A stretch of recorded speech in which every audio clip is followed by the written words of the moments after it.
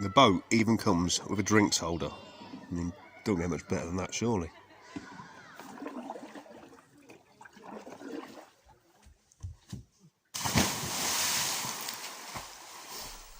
Hello and welcome back to another video. So today we got some pickups that I've made over the last 3 or 4 months. Not a great deal, just 4 games, but I thought I would share them with you. So the first one is actually playing in the background. It's super RType, and I won't bother undoing all these boxes because the sound of me rustling about with these will about blow your eardrums out.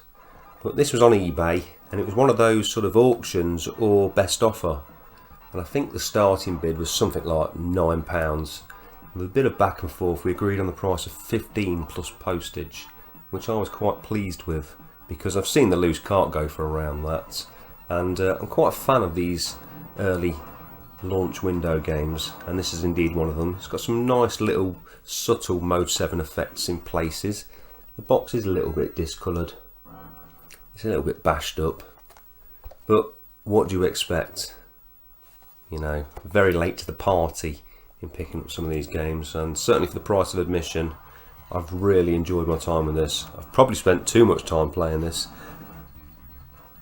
because it's just so addictive. I know people criticise the difficulty, and myself, I've sort of slated the slowdown in the past, but all of that can be forgiven, and it's just about learning the game. In that way, it really makes me realise how much of a tribute Last Resort is to the RType series in places. And also, you see a lot of other games in this, you know, Polestar and the rest. It's yeah, a worthy addition to my collection, I think, and it's the first shooter that I've got for the system. So next up, another Super Famicom game. I've actually had the loose cart of this for ages. I didn't think I'd get a box copy, and then one day I noticed there was a load of auctions. This was one of them. I won it for something like £5.40. I think the postage was around about £3. So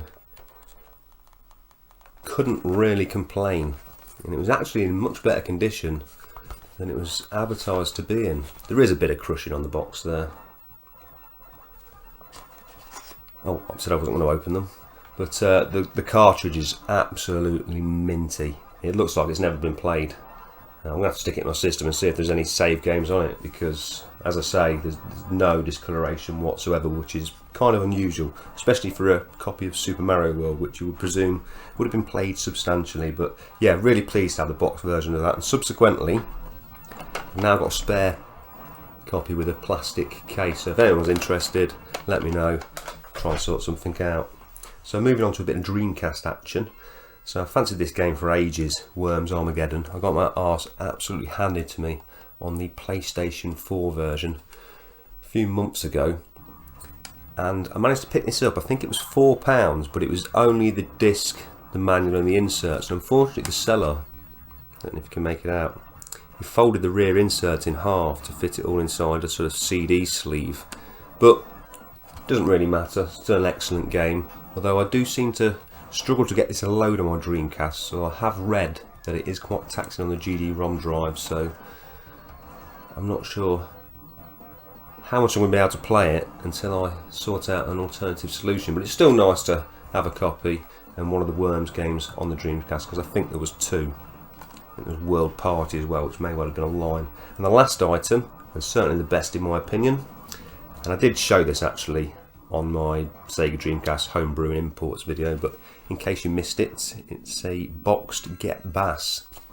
Now this is an absolute minty condition in terms of the contents. The box has got some slight discoloration, but a beautiful piece, I think, for the Dreamcast this. And this was £35 plus postage. I think the postage is probably about £3. And this was highly recommended to me actually by Future Matt 5. He said you can't be playing Sega Bass Fishing without the official controller. You need the fishing reel. It's all about that. It's all about the immersion. So I thought, yes, you're right. And I've not actually plugged this in yet. I'm sort of saving it for a rainy day, because I know when I get this on the go, it's going to be a couple of very enjoyable hours.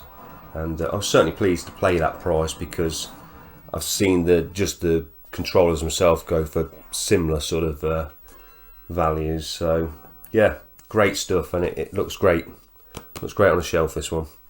So good stuff indeed. So that's it for now, really. Just those 4 items.